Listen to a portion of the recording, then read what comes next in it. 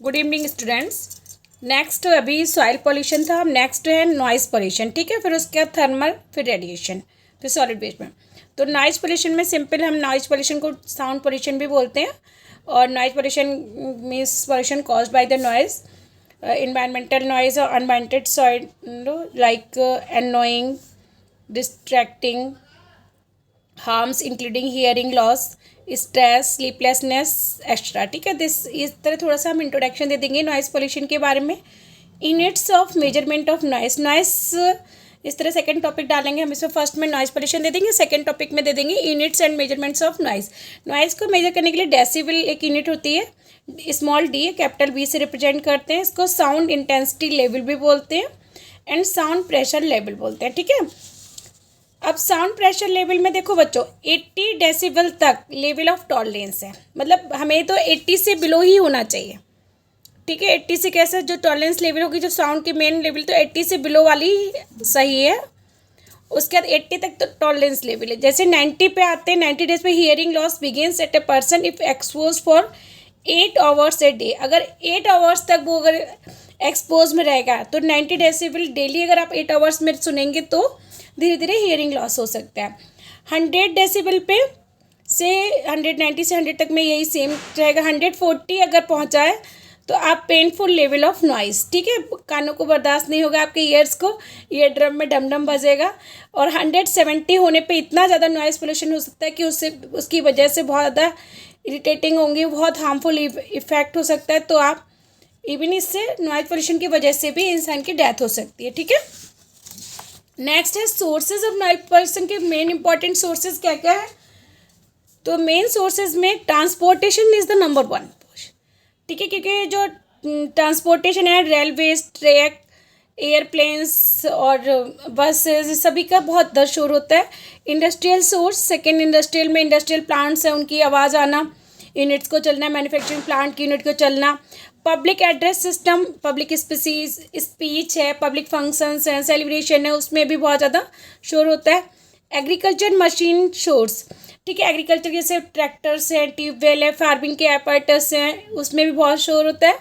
House hold sources में जैसे mixie चला रहे हैं, मिक्सी के अलावा कभी और भी बहुत सी चीज़ें मशीन्स होती है जिसमें शोर होता है। Defence equipments and sources, defence में से वॉर एंड बॉम्ब्स हैं, जेट प्लेन्स हैं, इन सभी में भी नॉइज़ पोल्यूशन होता है। कंस्ट्रक्शन वर्क में भी नॉइज़ पोल्यूशन होता है।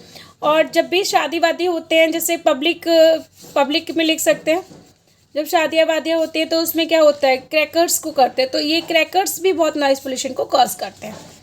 इफेक्ट्स ऑफ नॉइज़ पोल्यूशन के मेनली इफेक्ट्स क्या हैं। Physical effect, damage two ear drum, ear drum को डैमेज करता है। Temporary impairment of the hearing loss हो जाता है। परमानेंट डिफनेस भी हो सकता है। एंड फिजियोलॉजिकल इफेक्ट भी होता है, मस्कुलर स्ट्रेन हो सकता है, हेडेक हो सकता है, आई स्ट्रेन हो सकता है, नर्वस ब्रेकडाउन हो सकता है। ठीक है, तो इफेक्ट हमारे पास physical effect and physiological effect. उसके बाद थर्ड नंबर पे आता है साइकोलॉजिकल इफेक्ट।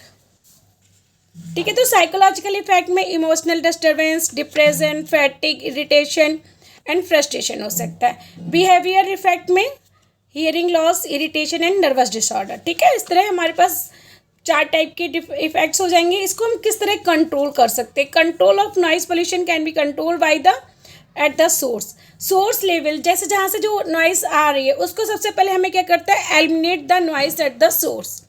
उस पोजीशन को हमें एलिमिनेट करना है, उसको रिड्यूस करना है। Noise control at the path, फिर सोर्स से सेकेंड मोड क्या हो गया, पाथ, तो modify to the path along with the sound transmitted. ठीक है, तो जिस पाथ से साउंड ट्रांसमिटेड हो रही है उसको हमें मॉडिफाइड करना है। थर्ड नंबर पे है नॉइज़ कंट्रोल एट रिसीवर, जब रिसीवर पे आएगा तो provide the receiver with the form of protection, जहाँ पे एयर मतलब जो नॉइस आ रही है वो प्रोटेक्शन में आनी चाहिए। ठीक है, तो फर्स्ट नंबर पे source, control by the source, control by the path, control by the receiver. तो सोर्सेज का मतलब कि जब भी हम कोई मॉडल खरीदते हैं उसमें नॉइस आए ही ना, तो quieter model should be purchase. Remove unnecessary sources, जो भी अननेसेसरी साउंड हुए सोर्स उसको नहीं करना है। रिलोकेट सोर्स, अगर आपकी सोर्स जो है साउंड प्रोड्यूस करे तो उसको हम पोजीशन को चेंज कर सकते हैं जहाँ पे आप उससे बहुत दूर हो कि वो लोगों को कोई हार्मफुल ना पहुँचाए। आइसोलेट, वाइब्रेशन को आइसोलेट कर सकते हैं। इंस्टॉल एब्जॉर्प्टिव ट्रीटमेंट, ठीक है। तो कुछ पाथ के लिए एब्जॉर्प्टिव ट्रीटमेंट होता है, उसको कर सकते हैं। Receiver, use hearing protection devices, relocate receiver, receiver भी रिलोकेट हो सकता है और हियरिंग प्रोसेस डिवाइसेस को यूज़ कर सकता है। थैंक यू बच्चों, गुड लक। और आप लोग जो भी पॉल्यूशन को लिखे, अगर 3 मार्क्स का क्वेश्चन या 5 मार्क्स का क्वेश्चन है, नंबर 1 पे sources, effects and control measures जरूर देना, ठीक है। Good luck, take care.